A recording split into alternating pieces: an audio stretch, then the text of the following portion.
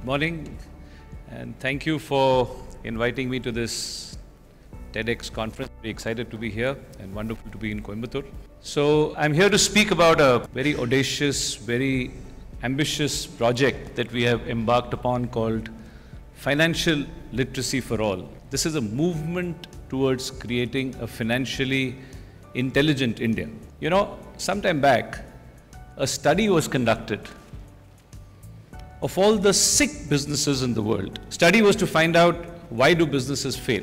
Now, if we do some brainstorming amongst ourselves, very often what happens is new technologies come out, they overtake the old technology companies, and there are people who don't have the money to buy new technology, and sometimes organizations become technologically obsolete.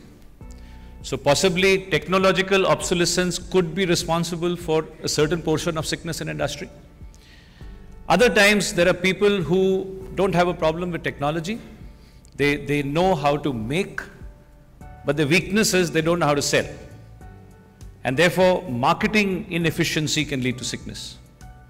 Still other times what might happen is people know how to make and they know how to sell, but there's unreasonable trade union and the organizations go on weeks and months of strike.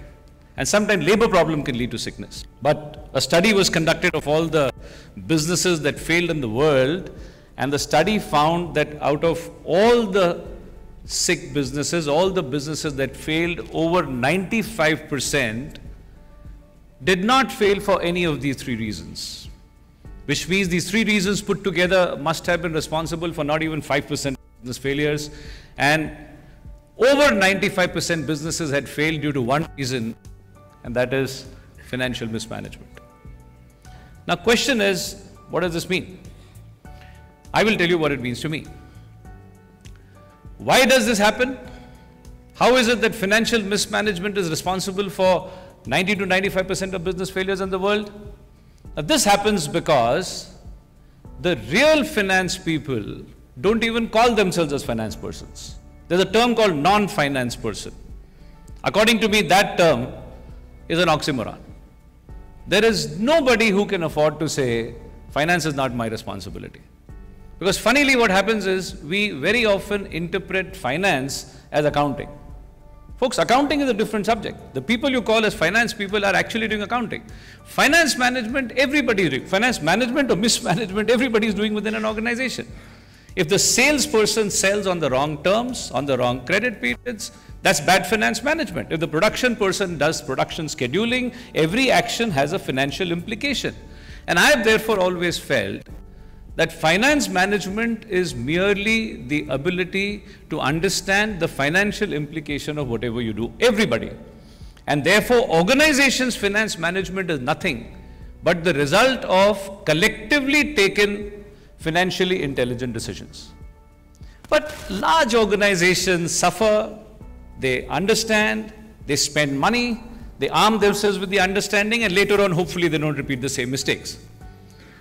But a smaller business person, a small trader, a small shopkeeper, a housewife, an NGO, a slum dweller who sells vegetables, the needs are exactly the same. The zeros are less, but the needs are exactly the same. They can't even dream of spending money and attend conferences or seminars or do training programs. Now, there is an obligation toward those people also. So, we mooted this concept called financial literacy for all. Now, this is an attempt to train 1 billion Indians in finance, free of cost, of course. So, some of the reasons why we've taken up this project is, it is an established fact that financial mismanagement is the single biggest cause of business failure. This is on the, of course, the business front. It is the root cause of poverty in India. If India has to continue the growth pace, I think the one stumbling block is going to be financial mismanagement. And of course, we have to understand it is everybody's responsibility. If only a handful of people understand how to do this, that's not going to be the answer. I have a clipping of everybody mentions it. The Prime Minister gets up and talks about financial inclusion, the Reserve Bank Governor. I have some statements of the former RBI Governor, Mr. Reddy, that present day, of course, school pass outs need to be more literate.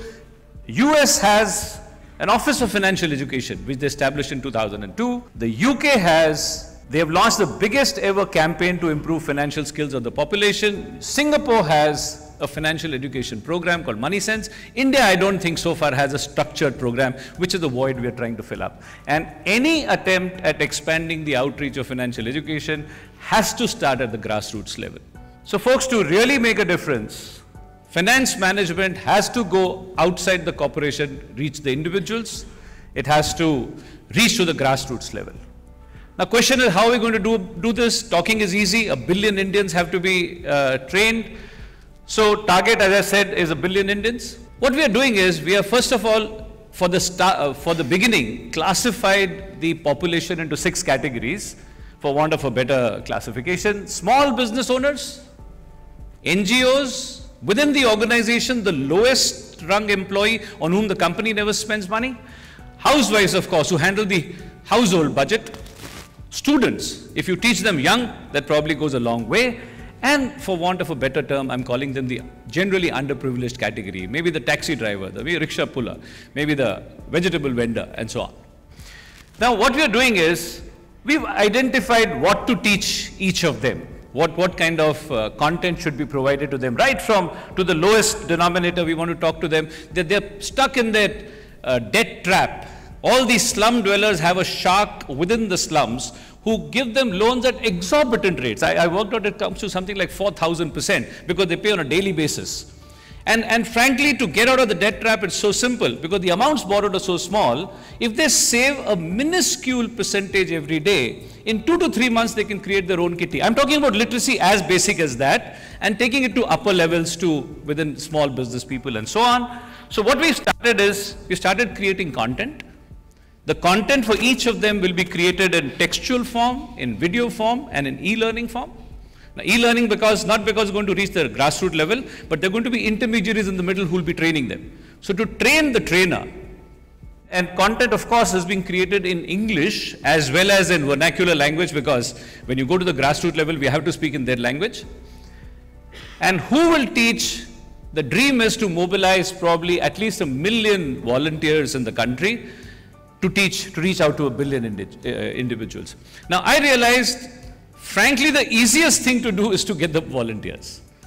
Even before I started this in a bigger way, wherever I used to give a lecture, I used to mention about this. When I wrote a book, I wrote a chapter in that. I get hundreds of emails from people saying, can I volunteer? Can I become part of this movement? And then I realized, more important is let us first structure how to channelize their energies and so on. So that's what we are working on right now. So the method would be, we need to make this information spread across the country, and therefore I'm grateful for a platform like this, which gives me a chance to talk to people about this project. Now, when people volunteer, and hopefully everything will be online, at least for the volunteers, you will be asked to identify which target segment would you like to reach out to. Maybe a corporate person will say, once a month I don't mind talking to my workers. Maybe somebody says in my housing society I'll gather my drivers, once a month and talk to them. Maybe a mother would say, I go to my children's school and talk to them. Probably a socially conscious person would say, I don't mind visiting the slums once in a while. So you identify which target audience you'd like to reach. We will give you access to that content, which you can download, you can go through. They'll have train the trainer kind of programs. And then we expect 2 things from every volunteer. We wish, and all we need from the volunteer is a verbal assurance they will teach somebody free. Our commitment is we will give you free content, we will give you free training, we will give you free resources. You can download, you can make copies, you can do whatever you wish. We hope the volunteer will train somebody from the target audience, and we hope the volunteer will mobilize more volunteers to come in. And therefore, there's going to be an exponential growth. So the entire thing will be online, entire thing will be, I'm trying to involve, let's say, the Institute of Chartered Accountants into it for content, even though we have the content, but they should all feel ownership. If everybody feels it's their project, then the chances of success are much, much more. So some impact has been done on an individual level. I've been doing it for some time. In between, I tied up with some newspaper in Maharashtra. I used to go to the interiors of Maharashtra and speak and so on. So some impact has been made, but the miles to go before we make any dent in the country, and therefore we seek your participation in any which way that you feel like. We need to touch 1 billion lives and take this to another level. So folks, thank you for this opportunity to allow me to share my vision of creating financially intelligent India. Thank you so much. This is a very important subject, all of us agree. And I think traditionally in India, there are some communities better in managing finance. Is that, I mean, how do you see that? I mean, is it a practice that comes as from genetic? I think let's name one community. Probably let's say the Marwadi community in India. I didn't want to name any. Are very, very good, and I have a lot of friends, and I realize what happens is the financial lessons are given to them, I think, the day they're born. They're sitting on the lunch table, they're discussing business, they're on dinner, any conversation. So I think that's a conditioning that happens very, very early in life. So, I guess that was my question. When do we start? So as early as possible. As early as possible. I don't know whether we can do it before the child is born and talk to the mother, but at least. That is very important. Yes. And how do you, I mean, you saw the video on Bitcoins and blockchain, and yes. How do you see that coming into India? Those are revolutionary ideas. I think wonderful changes have to happen. These are very, money undergoes change very slowly. So once we find one method, we stick to that sometimes for centuries. To that extent, it's a welcome thing. But one also hears some negatives about Bitcoins here and there. I'm not qualified to even comment on it. But I think these are very healthy changes. Any technology, if it can bring out faster, cheaper ways of distributing money without too many loopholes for unscrupulous people to take advantage, I think that's welcome. There's a study that, you know, the money transfer that was talked about from the NRIs, or I mean, like, we know NRIs, but any non-citizens living abroad and sending money can run the 4th largest economy, I think, of any country. So there is a study that was done according to that. And one more question from my co-curator is, I think he had, traditionally, Indian families found that women have been managing finances. That's why one of the important segments we have is the housewife. I think woman is, if not managing, even influencing the husband to spend a number of ways, the woman does that. So. Absolutely, absolutely. So I think a lot of initiatives. And can you imagine a woman not understanding finance and then being after the husband to do something, and the fellow, let's say he understands, so what a dilemma they must be in. So it will help if both of them are on the same page. So I think the segment to be targeted first should be. I completely agree with you. Okay. I think that helps a lot. I think we saw livestock women, finance women, then what else? I think a lot of things for women to do. But one change we'll have to bring in women from finance management point of view is get rid of the fascination for gold.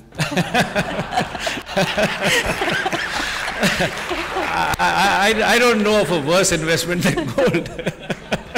Well, and what percent, I think that was the last question I had for you, what percent do you think today of that 1 billion is, you know, even close to what you think you are? It's scary. Forget those who are not literate.